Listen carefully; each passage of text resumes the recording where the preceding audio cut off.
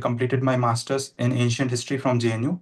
After that, I cleared the NET JRF examination with 99.8 percentile, and also cleared the interview for Department of History PhD, the Delhi University, with All India rank 2. And currently, I am a research scholar in DU. I have genuine interest in co-curricular activities. I like public speaking. I was also elected as the head boy of my school during class 12, and I won many competitions for my school and college in poetry, open mic, and other type of competitions. So I also like cricket, movies, and so I see myself as an optimist. Okay. Now, Rajendra, tell me, you hold a very strong academic background. Yes, sir. Then why a shift in your career? Why you are opting for Intelligence Bureau, ACIO? Sir, I did post graduation after my graduation because I had genuine interest in history and I wanted to explore the subject. But after my master's, I was open to services. I wanted to do a job, particularly sir, to sustain my family economically. And sir, at the same time, I didn't wanted to be academically idle, so I like joined the PhD program. But at the same time, sir, I want to like get a good job for me, because sir, as an academician there is a long time you need to be give a lot more time to get a job or to settle down economically. But don't you think you have crossed the major hurdles in your academic? You are net JRF qualified. You are on the verge of selection. I think that you have qualified all the hurdles that are required to be in that role. Now, after Yes, that, sir. suddenly you are switching to this IB ACIO. Are you planning to prepare for UPSC? No, sir. I have not given single attempt of any other job. This is the first job that I am trying for, and I solely want to join the intelligence services. Sir, there are a lot more reasons behind it also. So, for instance, sir, uh, as an academician, there is only a single job you can do. But that is the teaching or or you can join as an assistant professor. Sir, I think, sir, I can I see myself doing a field job rather, sir, than more academic or teaching kind of job, sir, because I think that a teaching or an academician, as an academician, there is more monotony, whereas the service like Intelligence Bureau ACIO offers a more diverse and like dynamic package overall. For instance, in IB, you are posted at different regions, you interact with different type of people, and on daily basis or even periodically, you handle different type of tasks. There are no same tasks, but here in this type of service, so there is more or less a monotony. You need to teach students same subject year on year. So I think, sir, I like a more dynamic career. So that is one of the reason. And secondly, sir, I think I also see myself as a nationalist. So, sir, by doing a job like Intelligence Bureau, I can directly serve to the nation. And I can also serve to, sir, the other professions indirectly, because if I am contributing to national security, then only through national security, other type of jobs can flourish. So, sir, that is other reasons. I That's why I understand. want to do this I service. understand. But why it took you too long to understand the monotonous nature of your teaching academic?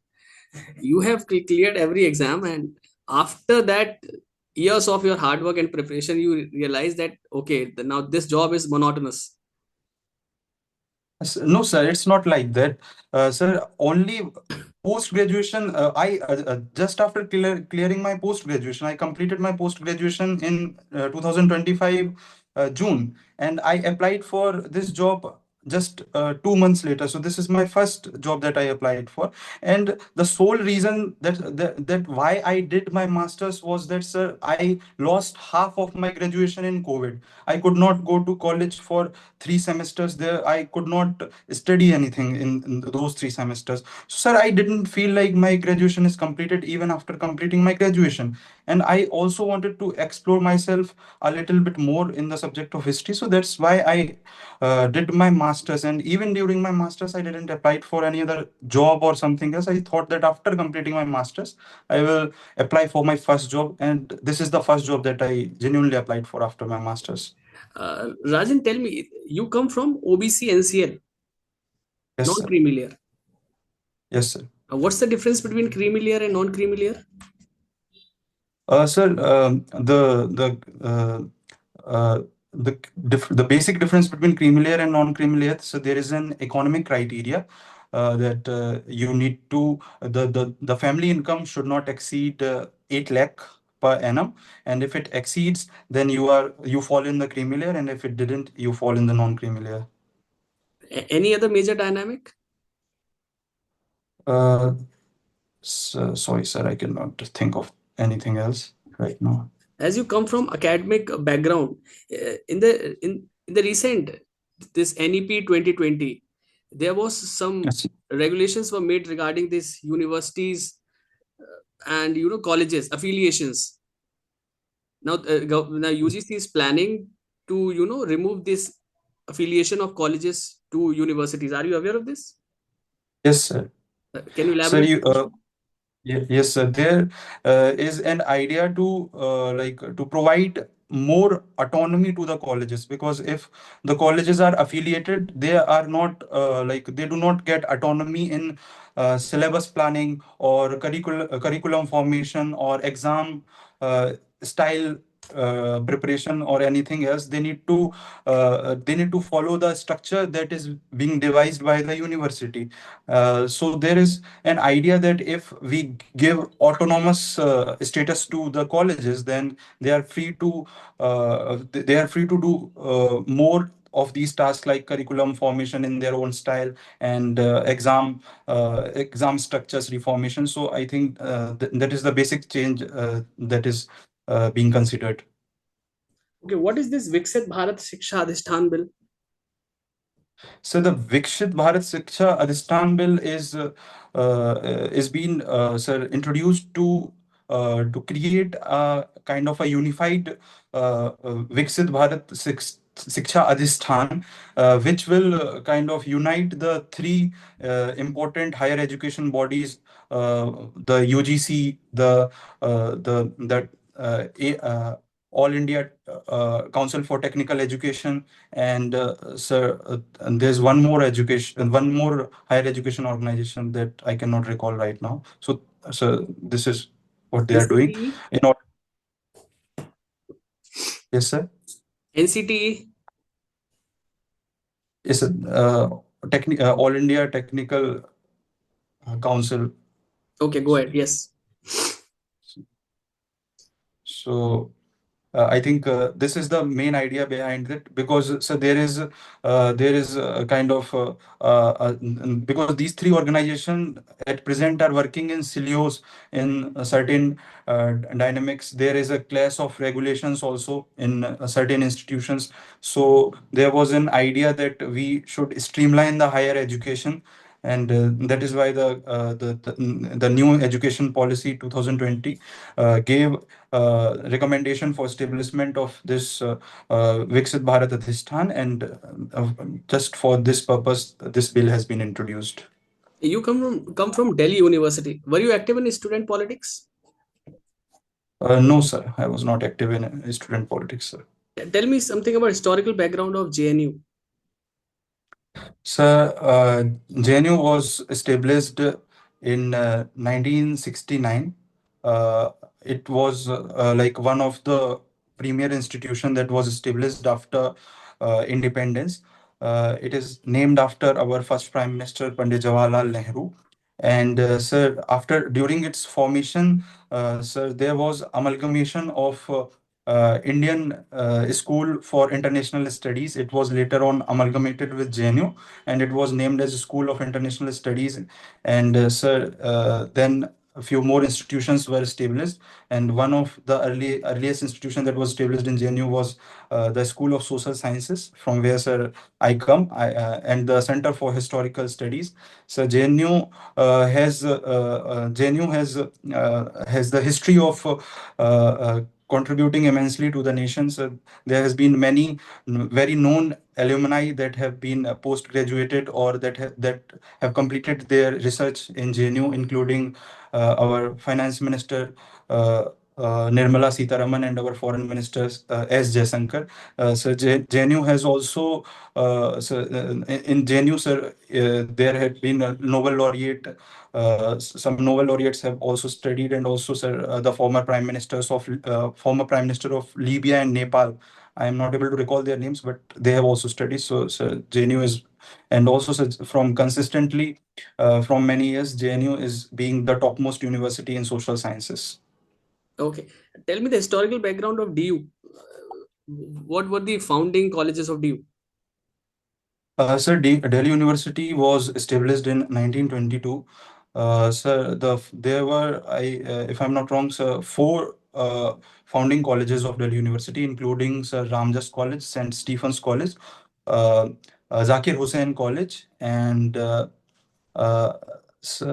one more college, sir, that I cannot recall now. So these four colleges were amongst the founding colleges of Delhi University, sir.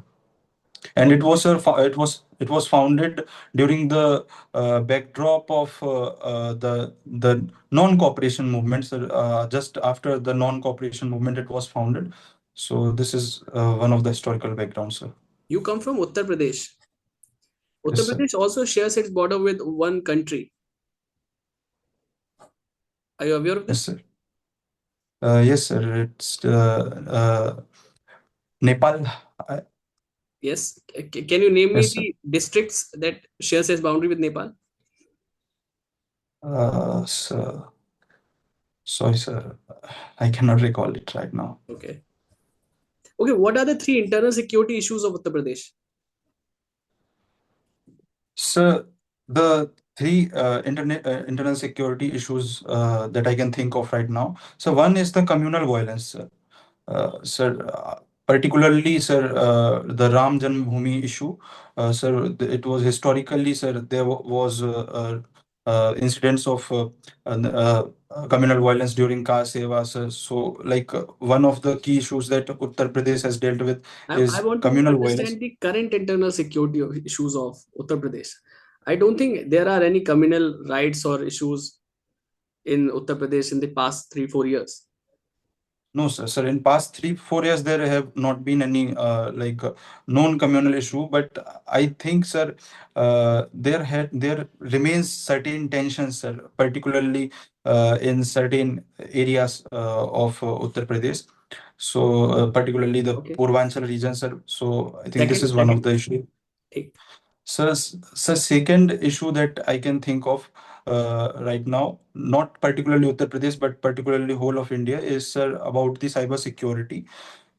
Sir, even in uh, uh, Global Cybersecurity Outlook in 2025 report, it was kind of acknowledged that cybersecurity is one of the threat that is engulfing whole of the country. So, sir, this is uh, one of the internal security issue that I can think of, particularly considering that highest population of India lives in Uttar Pradesh. So, sir, this is one of the issue. And, sir, the third, uh, s- sorry, sir, I can recall only two right now. Let me give you a hint.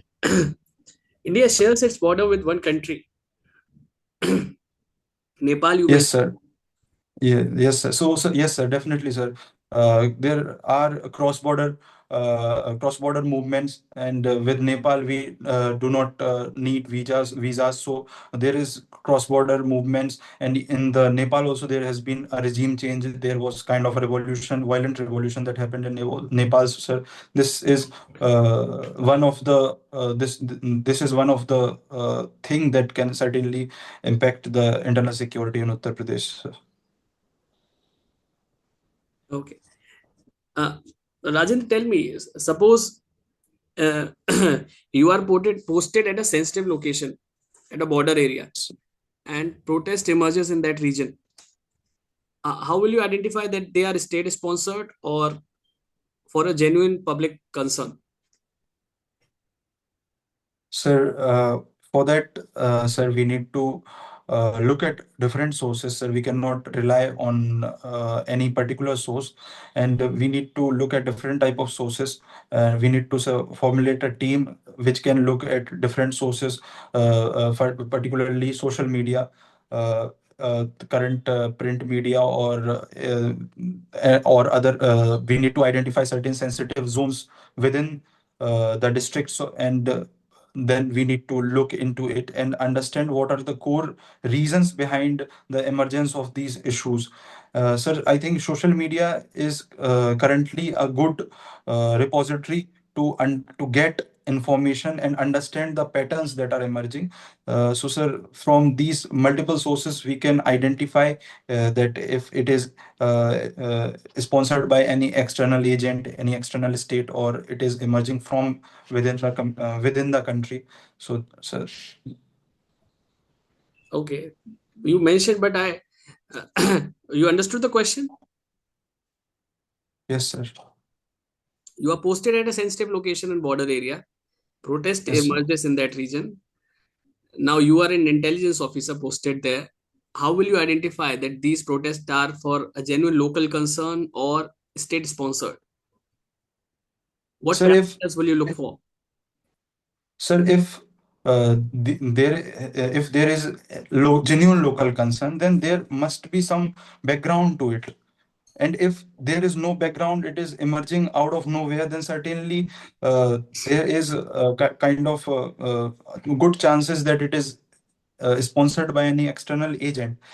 So, sir, we need to look into the background. We need to understand the broader context in which But sometimes it the also happens that they take a small topic of a local issue yes, and make it big. yes, Then how yes, will you sir. identify that is this a local concern or genuine? It is supported by some state actors. Sir, for that we need to look. We also need to look into the people who are at the forefront of these protests. The activists who are at the forefront. We need to check their background, from where they are coming from, why they are protesting. Sir, by reading them, by understanding them, and from They will taking be the Indians. information from. They will be Indians for sure. They will be Indians. Yes, sir. By background, I don't mean just like their nationality. By background, sir, I mean their general background. What have they done in past few years? Have they interacted with any external agency? We need to check their call backgrounds, or we need to keep a surveillance on such peoples. And after keeping the surveillance, we need to understand the pattern where they are going. And even, sir, money is very important in protests, sir. Without money and economy, nothing happens, sir. We need to understand the pattern of money transfers in these sensitive areas, where the money is coming from, where it is being transacted. So, sir, by understanding these few patterns, along with understanding the social media patterns, sir, I think we can identify if it is state sponsored or it is genuine concern. Okay. Okay, Rajendra, your interview is over. How was the interview? It was really good, and kind of the questions were really hard, sir. Okay. Yeah, Rajendra, tell me one thing. Yeah, you hold a very